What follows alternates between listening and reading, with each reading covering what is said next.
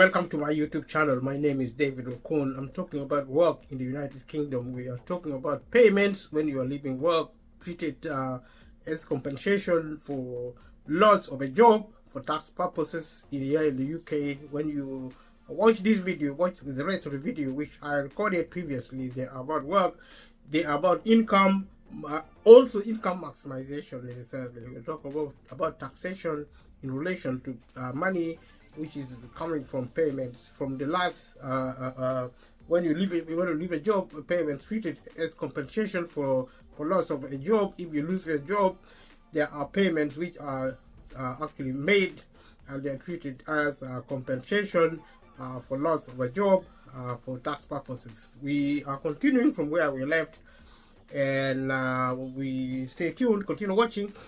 Let me know your thoughts. Leave a comment below. Subscribe to this YouTube channel and leave a notification bell. Click like if you're watching. Share with family and friends. As always, thank you so much. And we're talking about work in the United Kingdom. And like I said, but what is important is that what happened in the UK also happens in your country if you're not in the United Kingdom. Like I said before. And keep repeating these points if you have been watching my video. Thank you so much. If you have been, thank you so much if you haven't. If this is your first time, you're warmly welcome to this channel. We are a small channel, but we are making progress. We are doing what we like doing, talking about things which matters to life, and life in terms of development, in terms of culture, which relate to the progress, which relate to peace. Because you know, if you are happy, if you live peacefully, then you are happy. If you live together, you work together, you are strong. If you think right, if you respect yourself, you respect other people, you live in strength. You know, you overcome adversity, you are resilient. You know, you are self-dependent, you are dependent with you are your brothers and your sisters keeper. And all these elements are to form part of our lives. And also our relationship. I'm so grateful that we're able to discuss this. Stay tuned, continue watching.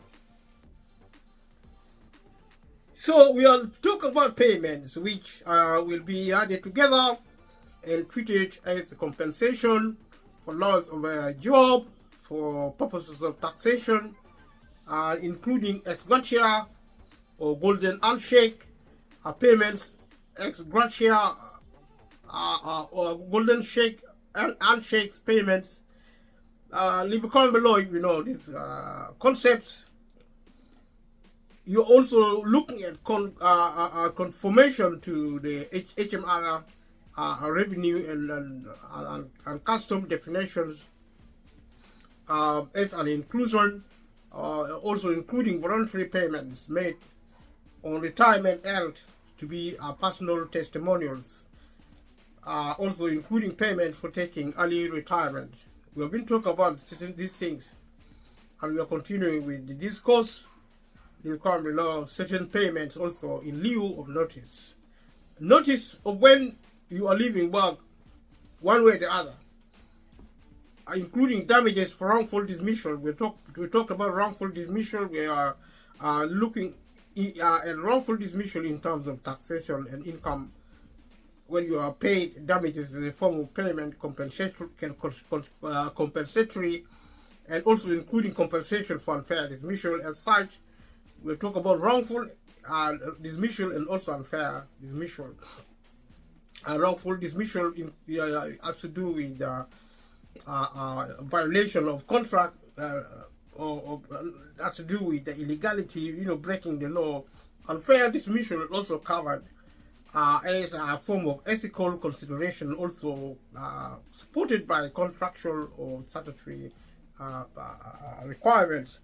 So we're also looking at payments treated as compensation for payments for income support. The other one was for considered for purposes of payments, compensation payments for income support.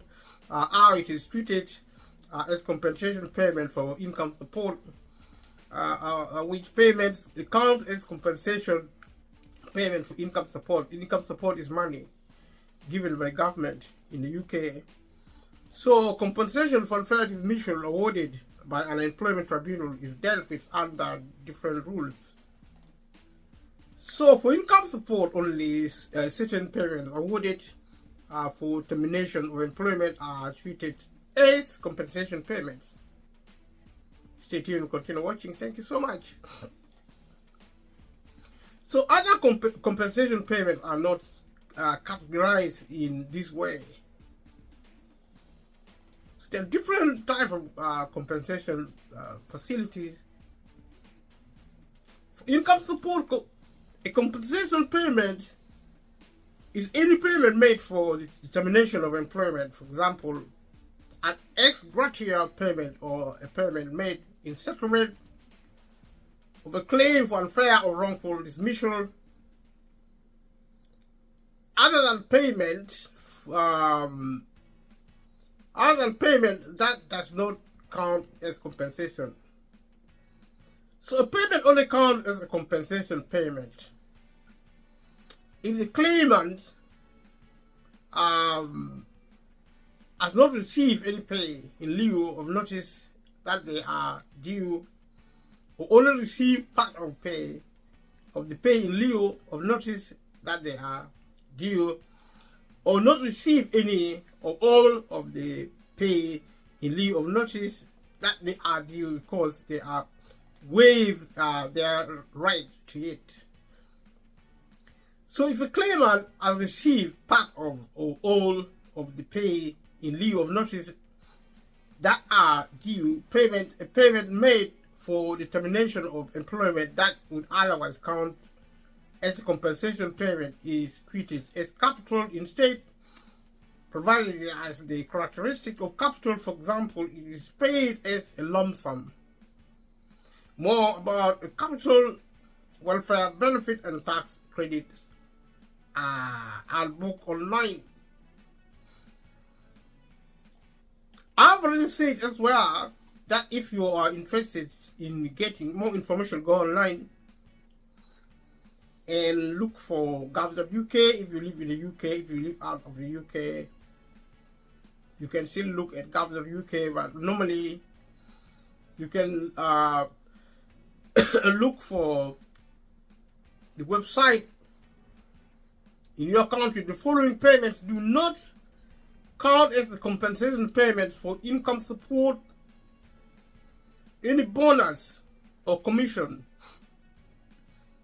any payment in lieu of remuneration, pay in lieu of notice, holiday pay, retainers, payments for expenses that the claimant did not only exclusively or necessarily incur when they were doing their jobs. So compensation awarded by an employment tribunal for unfair dismissal are the amount payable in accordance with a protective award by an employment tribunal in arrears of pay payable following an award by an employment tribunal for reinstatement or re-engagement. An amount payable in accordance with an order by an employment tribunal for the continuation of a contract of employment. We talked about contract. So we look at the guarantee payment on employment tribunal. An employment tribunal has ordered a claimant's employer to make to the claimant for days on which they were without work because of a reduction in the employer's business. We talked of reduction of employment business, employer's business, a payment the claimant was entitled to because they were suspended from work on medical or maternity grounds if an employment tribunal had ordered their employer to make the payments. Statutory redundancy also pay and payment made in lieu of statutory redundancy pay, also any fund of contributions the claimant was entitled to under an occupational pension scheme, payments in kind, payments for a period when the claimant is absent from work because they are ill or on maternity leave, paternity leave, adoption leave, or shared parental leave. It's a different elements of payments. One with the other payments for expenses that the claimant wholly, exclusively, and necessarily incurred when they were doing their job, or any occupational pension, any lump sum payments received under the Iron and Steel Reduction Benefit Scheme. These are all types of payments in one way or the other. The way a claimant's compensation payment is treated, income support depends on whether their work was full-time or part-time. So they have different rights and obligations for employees and employers. Stay tuned and continue watching. Now let's also look at how compensation payments from full-time work are treated for income support. We'll talk about income support. We'll talk about full-time work, and we'll talk about compensation payments. So a claimant was in full-time work that ended before their pay or the first pay, the first day of their entitlement to income support. A compensation payment is treated as earnings. Some compensation payments are treated as earnings, as described here.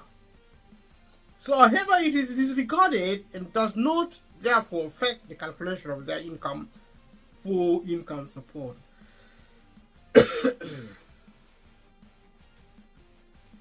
So if a claimant is still in full-time work, they cannot normally get income support.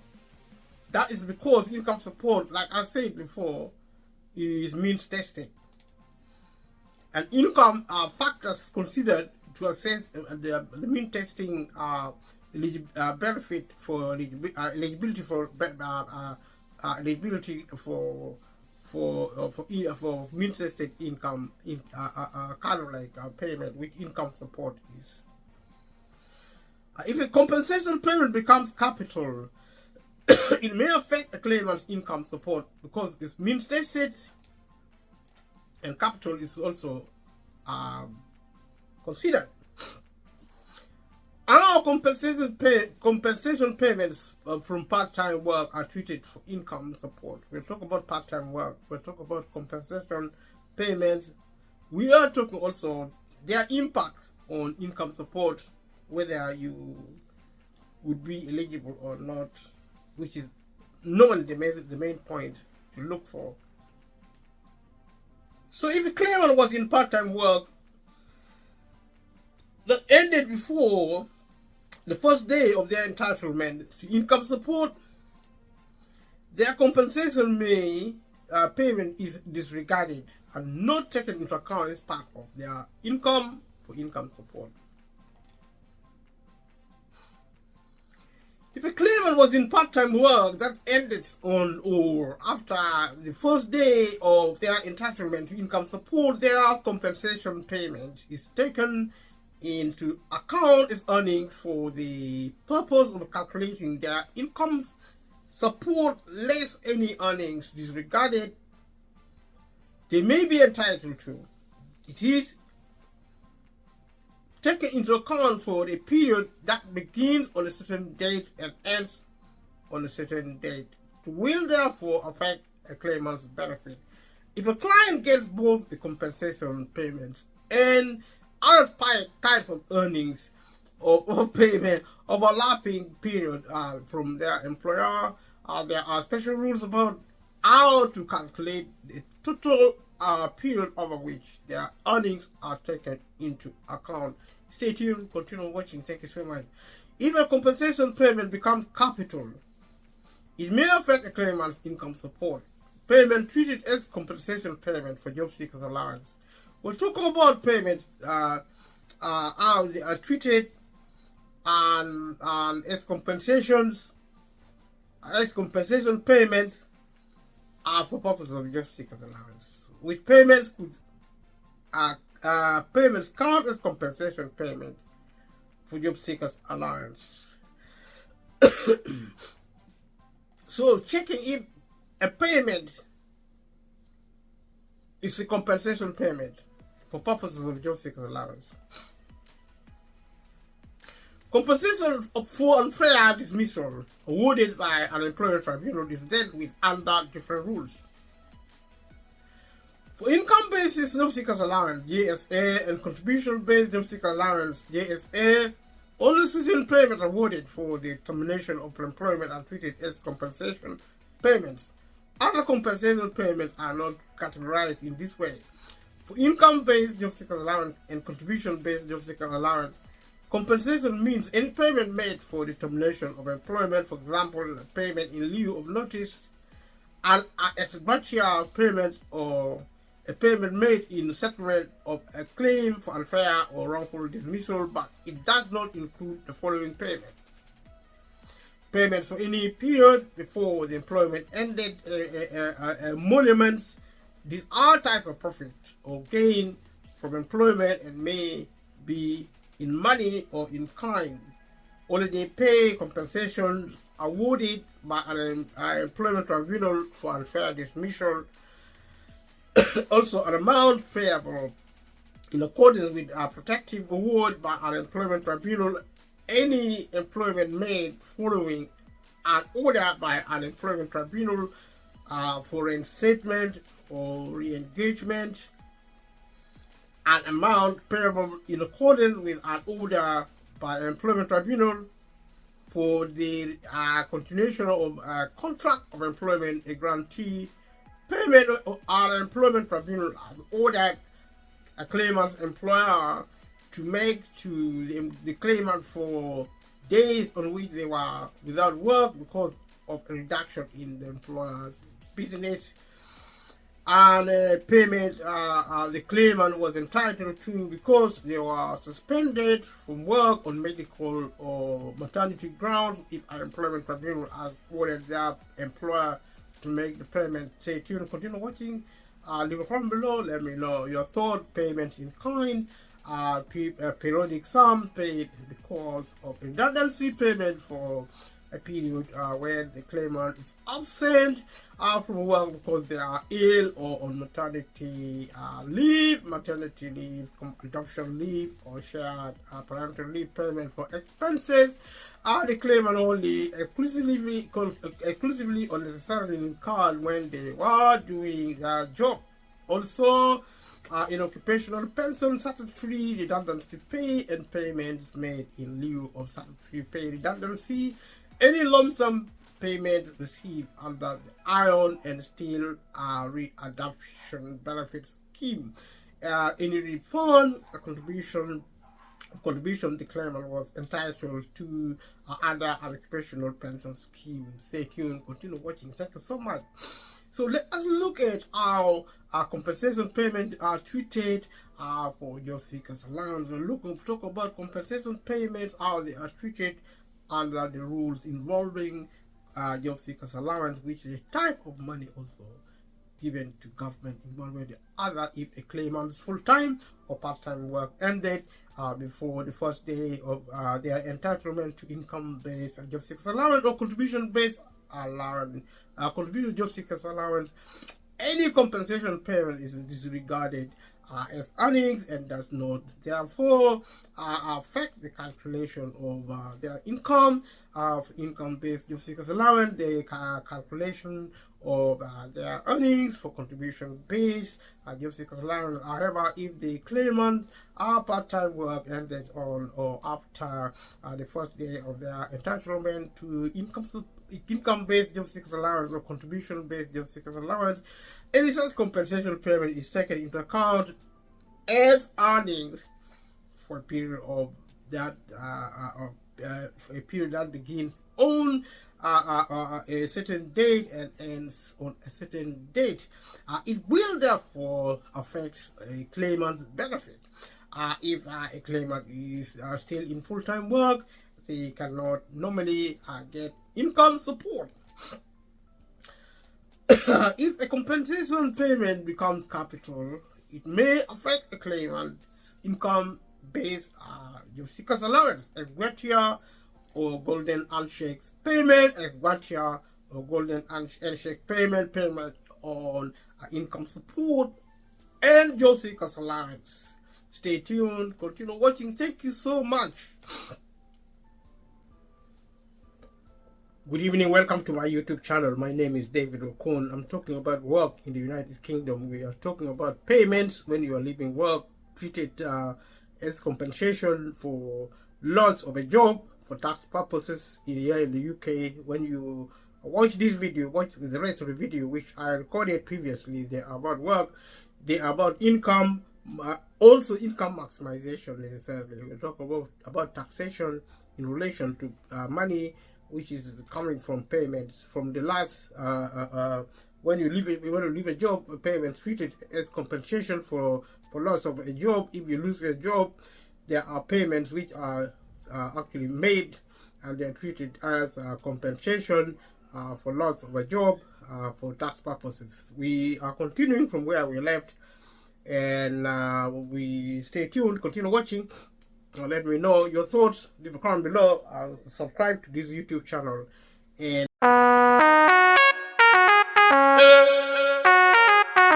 some see the original, mighty the god, the magical radical, hey, representing my magical, young Jose, come milli, wacha, that difta, kina teach me nigga, la me go pa, that wacha, kina damage me nigga, la me go wacha.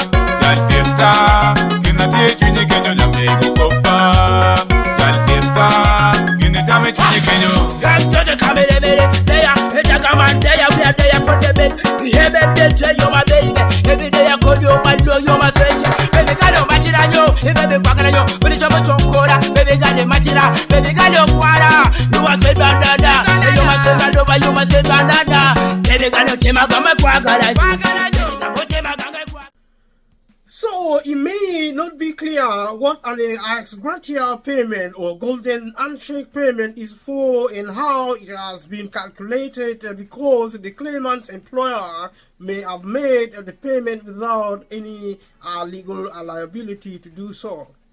So we are talking about the law governing certain conditions and setting out rules which determine how a certain activity can be judged one way or the other. However, such a payment may be like a redundancy payment, or may be in lieu of a redundancy payment. If a claimant has not received the statutory redundancy pay that they are entitled to, but has a severance payment and a gratia payment or a golden handshake, and it was made for the termination of employment, the amount of the payment up to the level of the entitlement to a statutory redundancy payment is treated as capital for income-based job seekers allowance GSA and income support, but not for contribution-based GSA, and for income-based GSA and the contribution-based GSA. Any expense excess above this amount will be will count as a compensation payment.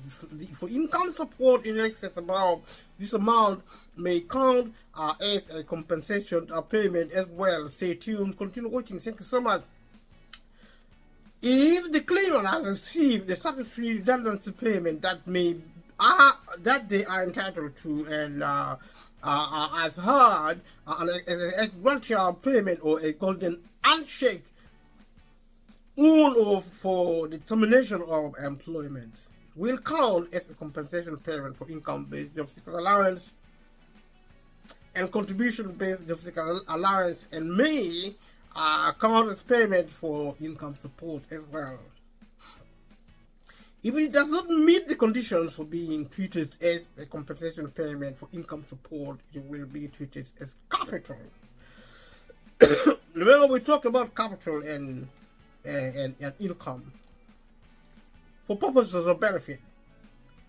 So if the claimant has received an ex gratia payment or golden handshake, but it is not clear whether or not it has made on own or for the termination of employment, it may be unclear how it should be treated. The claimant may need specialist advice. If an ex-gratia payment or golden handshake becomes capital, it may affect claimant's income-based job seekers allowance or income support. Effect of ex-gratia or golden handshake employment on tax. We are looking at different elements of payments or different aspects. Ex-gratia or golden handshakes in these example payments may be treated for by His Majesty Revenue and Custom HMRC as payment for past services and compensation for loss of a job. A payment will usually only be treated as a payment for past services if it is specifically provided for in the contract of employment. We'll discuss contract of employment, which is a type of law to produce relations between employer and employee. This can also be comparable to statutory rules of employment.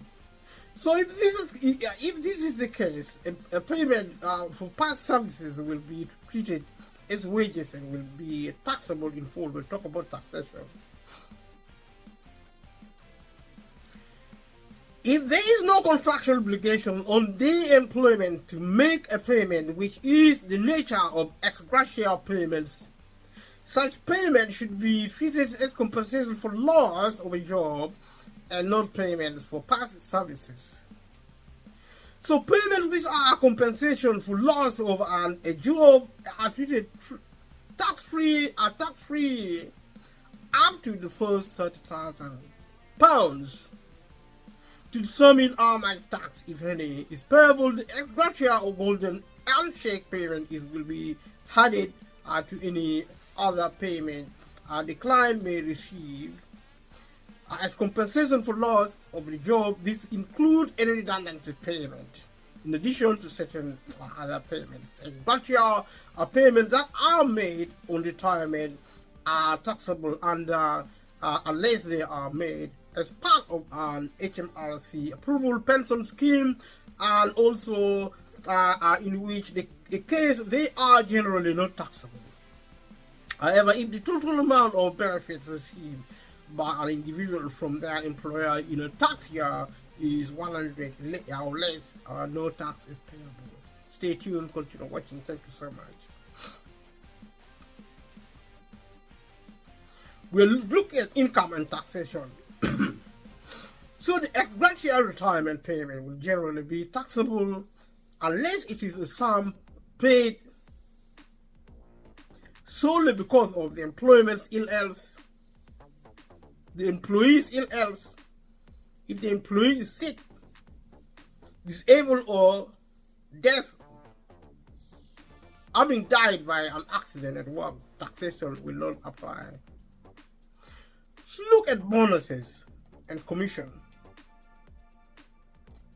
These materials are repeatable, but under different contexts. Effect of the bonus or compensation on income, support, and job seekers allowance. We'll talk about income support and job seekers allowance. We'll also talk about effects of the bonus or commission as a form of payment or income support and job seekers allowance.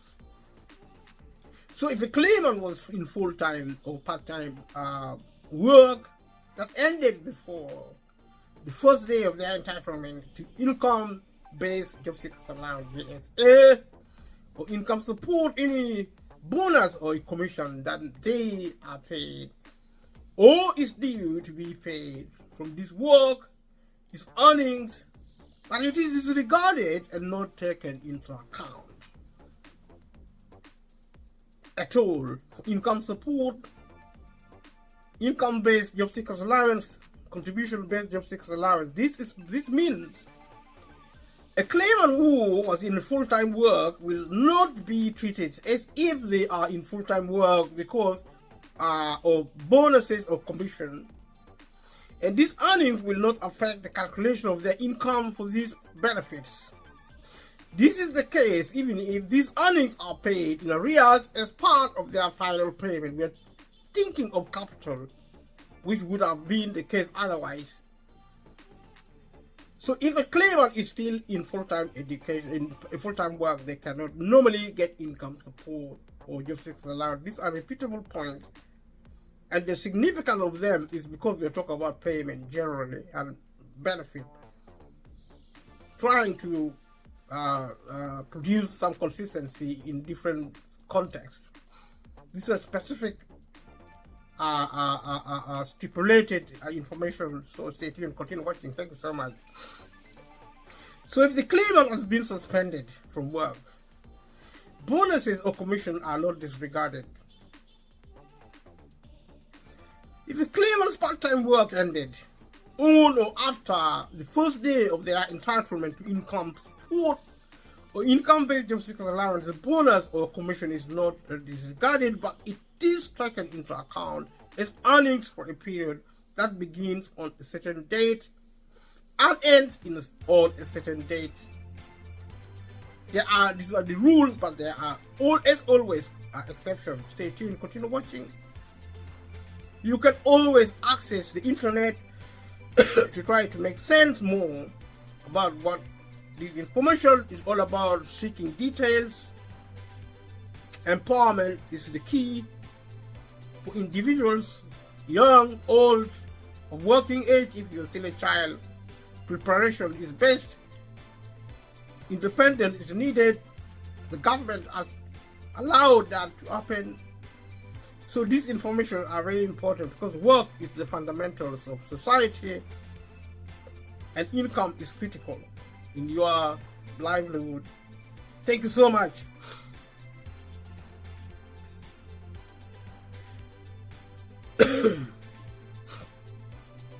Therefore, if a claimant gets a bonus or commission and other types of earnings for overlapping periods from their employer, there are special rules about how to calculate the total period over which their earnings are taken into account. If bonus or commission benefit becomes capital, it may affect a claimant's income-based job seekers allowance or income support.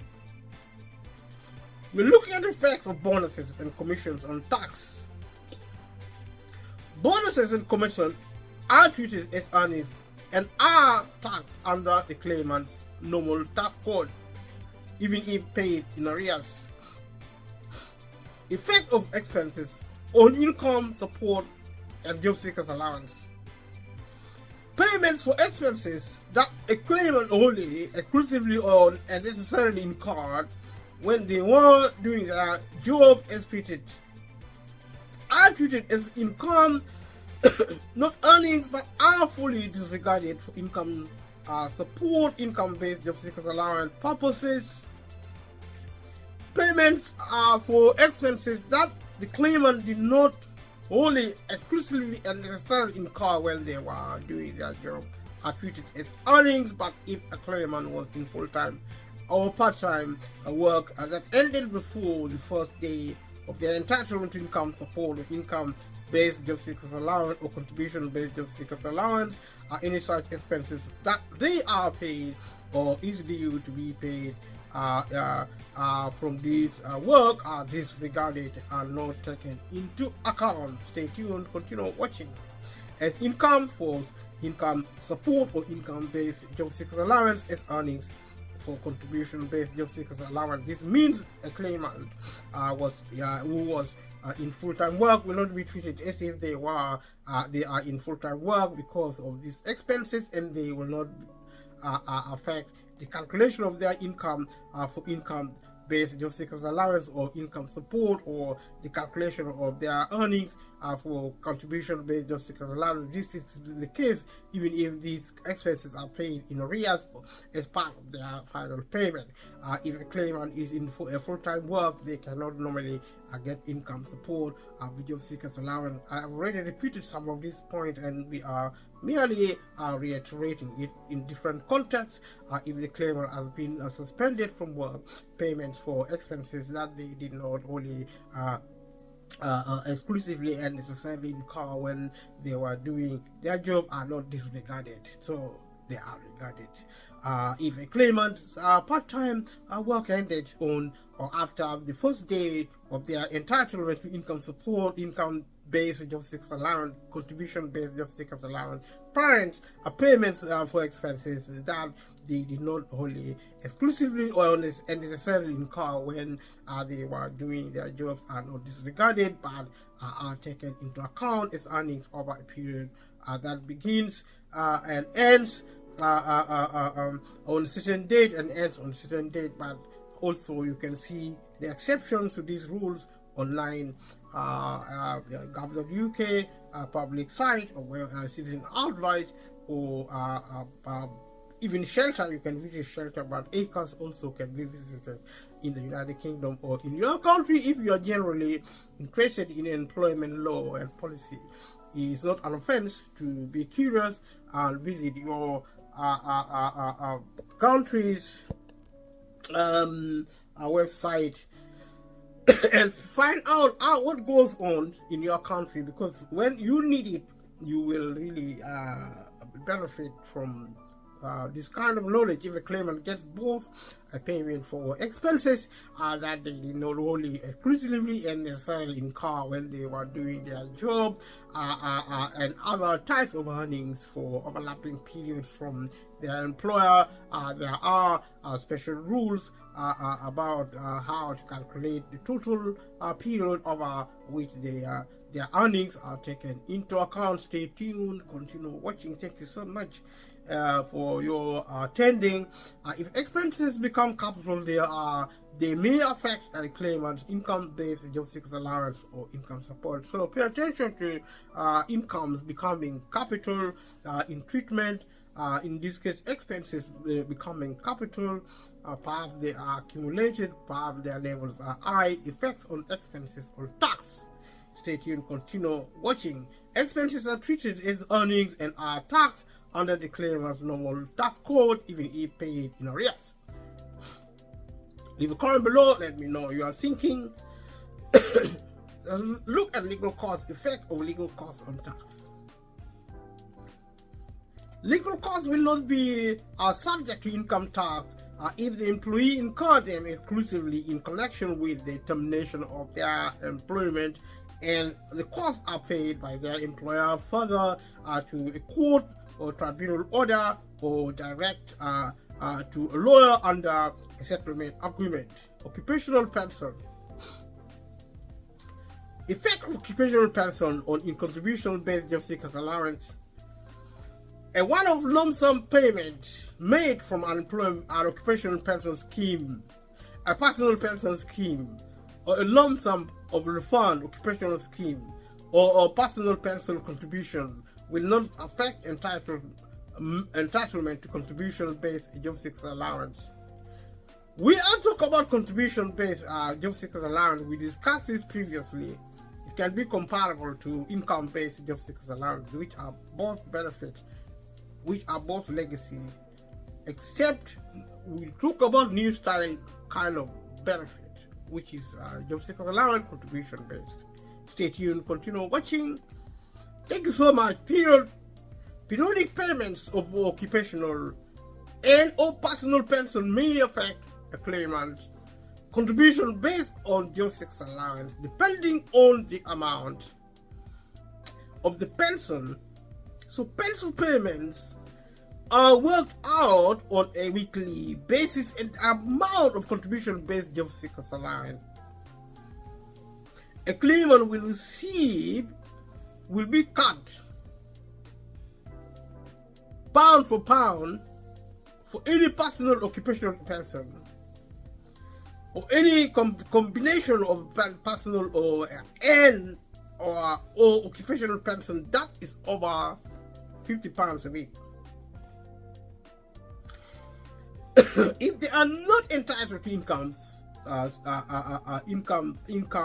income-based job seekers allowance, they may still find it beneficial to attend the job center as unemployed job seeker, as they would then qualify for national insurance credit, which are paid normally under contribution-based job seekers allowance. A periodic sum paid because the claimant's redundancy has taken the form of early retirement may count as an occupational pension for contribution-based job seekers allowance. Stay tuned. Continue watching. The definition of a pension scheme is wide and includes payments from the Pension Protection Fund and the Financial Assistance Scheme. Payments made from separate funds may be treated as occupational and or personal pensions by the Department of Work and Pensions.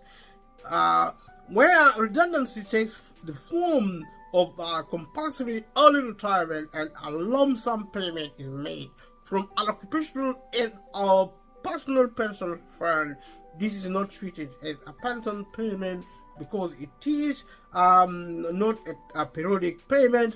More about what counts as a pension payment for contribution-based job seekers allowance, looking at welfare benefits and tax credits handbook online, and more about the Pension Protection Fund and Financial Assistance Scheme. Stay tuned, continue watching. Let us look at the effect of occupational pension on income and support and job seekers allowance. If the client receives an occupational pension, it is not treated as earnings but counts in full as income other than earnings when working. They are entitled to income support, income-based job seekers allowance, or income support. We'll talk about income-based benefit or income support in terms of income rather than earning. And also this is because these incomes means tested. So if they receive a lump sum either as a refund of their occupational pension contribution or as an alternative to weekly payment, this will be counted as part of their capital and may take them over the capital limit. So there are capital limits normally and savings included of £16,000 to be to trigger a condition of ineligibility to income benefit means tested benefit in this case. So we'll talk about a client should be made aware that if they convert a weekly occupational pension to a lump sum and the DWP decision maker decide they have done deliberately to remain entitled to income-based job seekers allowance or income support, they could be treated as still possessing the weekly income. More about national income, notional income, and the provision of income. So look at the welfare benefits and tax credit handbook online. We'll talk about rules specific to income. One sort or another, one affect the other. Stay tuned, continue watching. Thank you so much.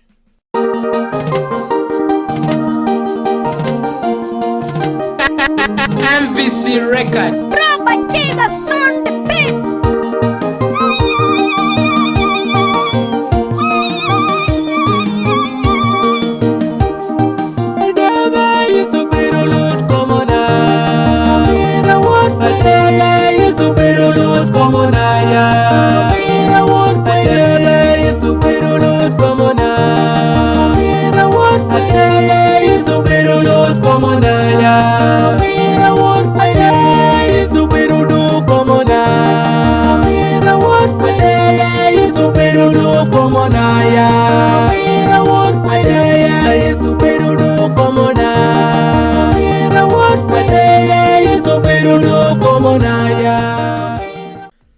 So, effect of occupational pension on tax.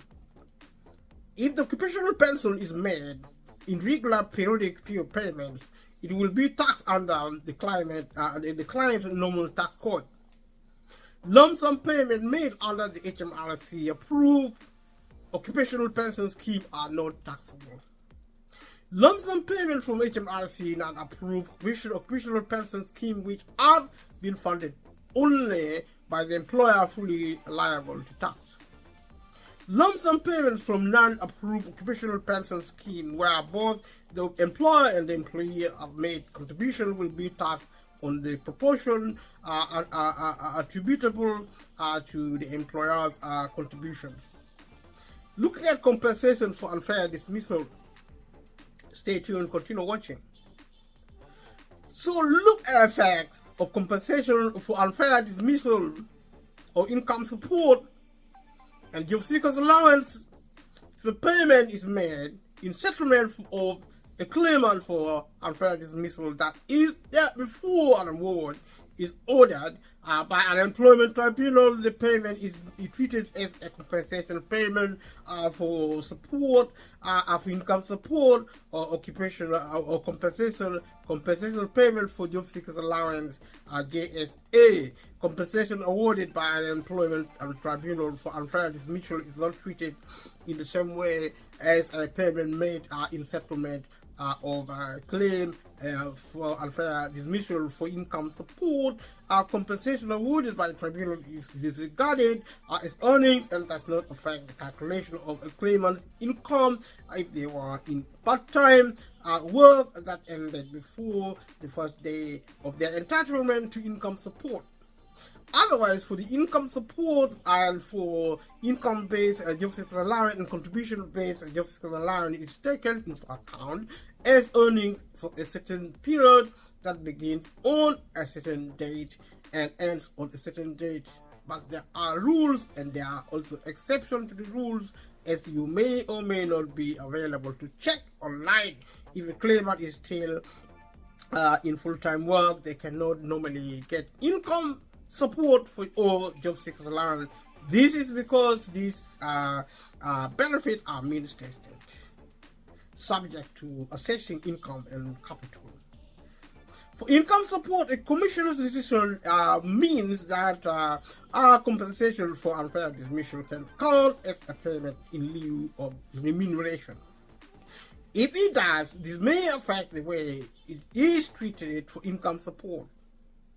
You may need specialist help in order to work out how compensation for unfair dismissal should be treated for income support.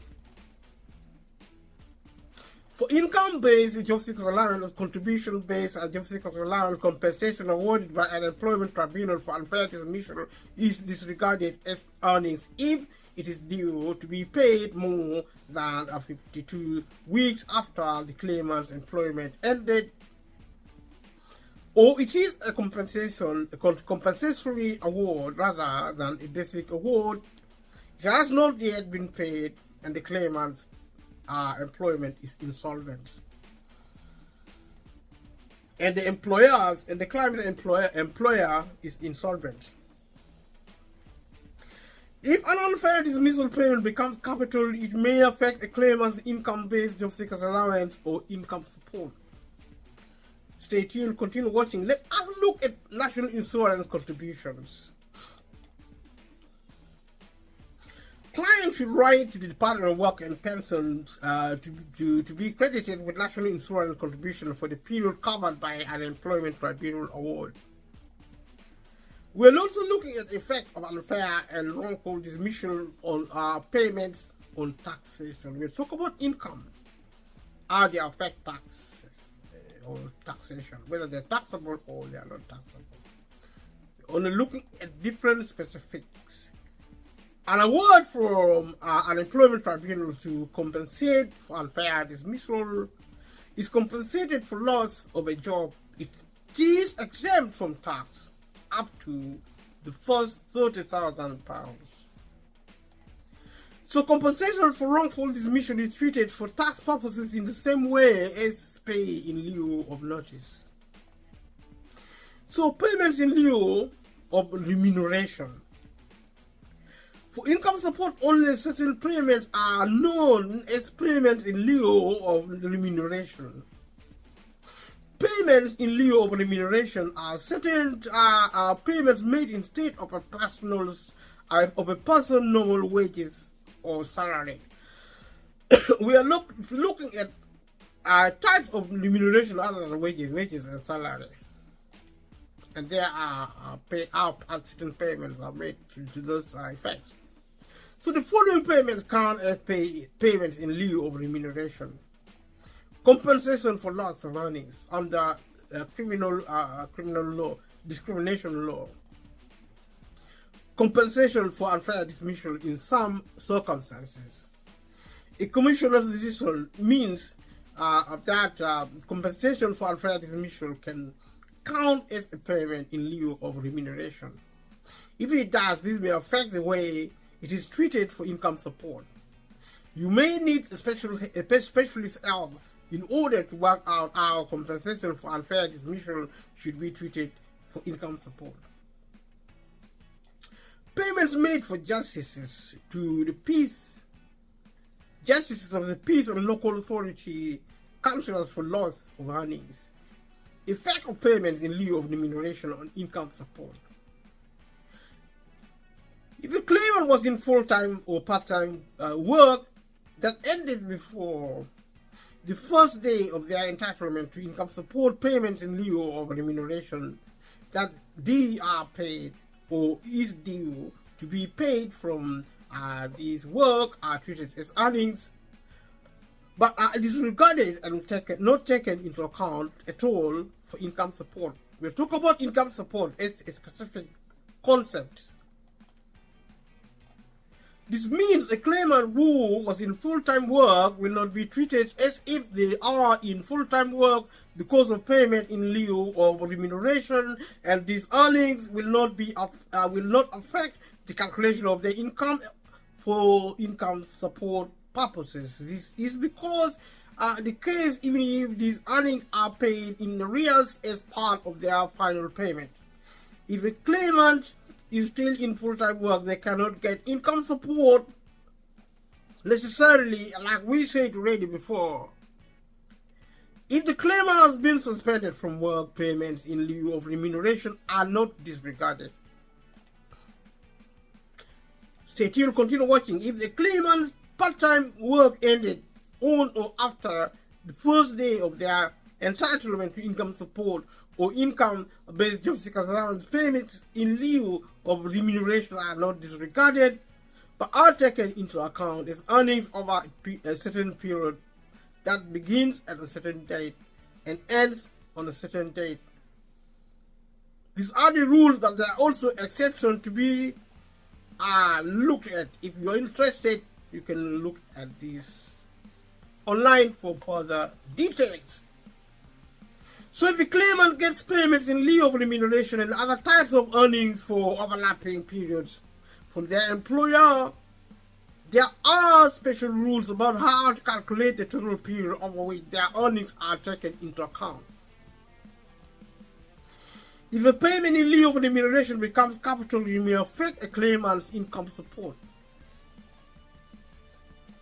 So look at other lump sums and how they are taxed. The following lump sum payments which a client may receive from an employer are not normally taxed. Any lump sum payment made on account of injury or disability, these are not taxable. A special contribution by the employer into an approved retirement benefit scheme on behalf of the employee. If an employer pays an employee a lump sum in full and final settlement of any claims against the employer, or in exchange for the employee's agreement not to proceed with or to cease any legal proceeding against the employer, this will not be taxable up to the limit of £30,000. Stay tuned, continue watching. We're looking at any payment in excess of this limit which will be taxable. When the period over which the Department of Work and Pension takes final payment into account, when does the period over which the Department of Work and Pension takes final payment into account begin? When the period of that kind of payment taken into account, the Department of Work, when does it begin?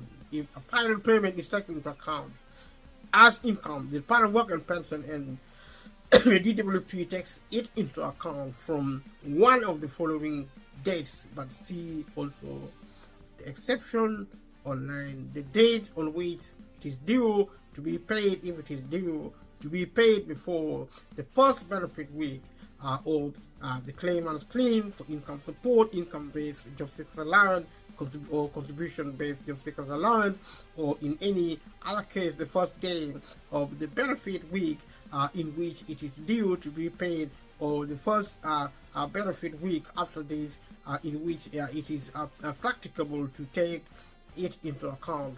So a benefit week is normally the 7 days ending on the day on which income support is paid. So if a client has more than one type of earnings for overlapping periods from their employer, there are special rules about how to calculate the total period over which their earnings are taken into account. So we are also looking when when does the period over which the Department of Work and Pension takes into account of compensation payment for from part-time work and income support, or when does the period over which the Department of Work and Pension takes into account compensation payment from part-time work, and we'll talk about the timeline within these payments and how their effects. A compensation for unfair dismissal awarded by an employment tribunal is not treated as a compensation payment for income support. That means it is treated in other benefits. It is dealt with under different rules. For example, income support. For income support, only certain payments awarded for the termination of employment are treated as compensation payments.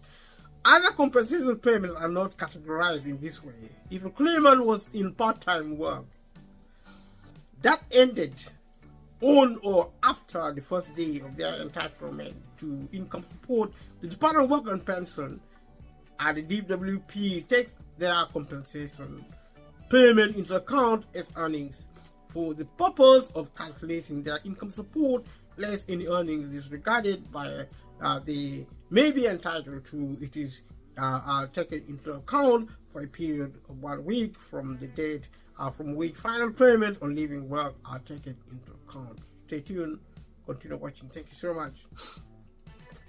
So if a client gets both the compensation payment and other types of earnings for overlapping periods from their employer, there are special rules about how to calculate the total period over which their earnings are taken into account. Job seekers allowance, and when these periods over which the Department of Work and Pension takes into account compensation payment from part-time work ending. Compensation for unfair dismissal awarded by an employment tribunal is not treated as the compensation payment for job seekers allowance (JSA). It is dealt with under different rules. For example, for income-based job seekers allowance, contribution-based JSA, only certain payments are awarded for the termination of employment, which are treated as compensation payments. Other compensation payments are not categorized in this way. Stay tuned, continue watching, leave a comment below, let me know what you're thinking. The date on which the period on which claimant's compensation payment from part-time work is taken into account and depends on what the claimant's employer says about it. The following paragraphs explain how to work out when the periods end, about compensation payment cannot be taken into account for a period of more than 52 weeks. However, if a client gets both a compensation payment and other types of earnings for overlapping period from their employer, there are special rules about how to calculate the total period over which their earnings are taken into account. The period ends on the expiry date if the claimant's employer does not say that the compensation payment is in lieu of having a statutory consultation period in connection with the redundancy, as it says, says it is wholly or partially pay in lieu of notice of the termination of the claimant's employment, or wholly or partially because of the early termination of a fixed term contract. If the claimant's employer says the compensation payment is in lieu of having a statutory consultation period in connection with redundancy, and they also say it is earlier is either wholly or partly paid in lieu of notice, or wholly or partly paid because of the early termination of a fixed term contract. The period ends on the later of the following dates. The dates on which the consultation period would have ended, or the expiry date, or the standard date. Stay tuned, continue watching. Thank you so much for watching. So if the claimant's employer says the compensation payment is in lieu of having a statutory consultation period in connection with the redundancy payment, and they also say it is not wholly or partly paid in lieu of notice, and is not wholly or partly paid because of the early termination of a fixed term contract, the period ends on or later of the following dates. The date on which the consultation period would have ended, or the standard date. In other case, the period ends on the standard date. Stay tuned, continue watching. Thank you so much. We're looking at the expiry date. The expiry date is the date on which any period of notice of termination of employment where the notice has been waived, and the expiry date is to date on which it would have ended if it had not been waived, or if the client employer says the claimant's compensation payment is for a longer period than the client's period of notice of termination of employment, would the date on which which this longer period is due to end. However, if it seems to the Department of Work and Pensions that it is unreasonable to take the claimant's compensation payment into account for this longer period, the expiry date is the date on which any period of notice of termination of employment would apply, and that the client is entitled to ends, or if the client had a fixed term contract, the date on which it was due to end. This would be a situation to be considered. So we're looking at the period of notice of termination of employment referred to in the previous paragraph is the longer of the statutory period of notice that the client is entitled to, or the contractual period of notice they are entitled to. If they are not entitled to a statutory period of notice or the contractual period of notice, the period of notice is the period that is customary in their employment. So the standard date is the earlier of the expiry date, and the last day of the period calculated by dividing the compensation payment by the maximum amount that can count as the week's pay in the calculation of the statutory redundancy pay.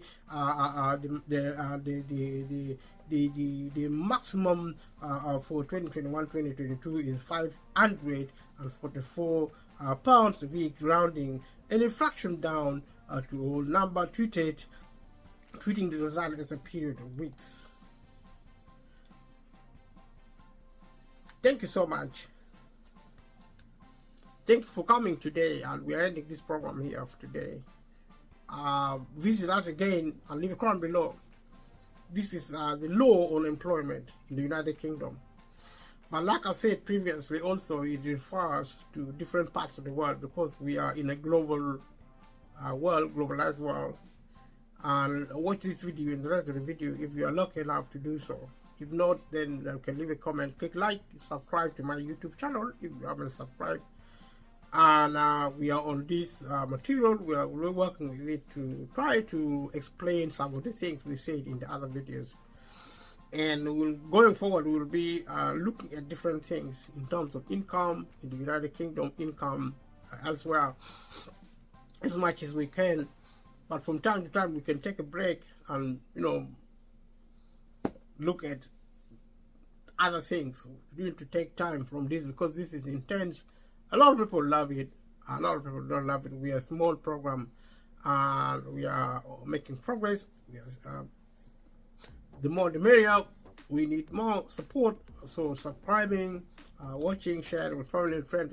We'll see you in the next one. Thank you. Bye-bye.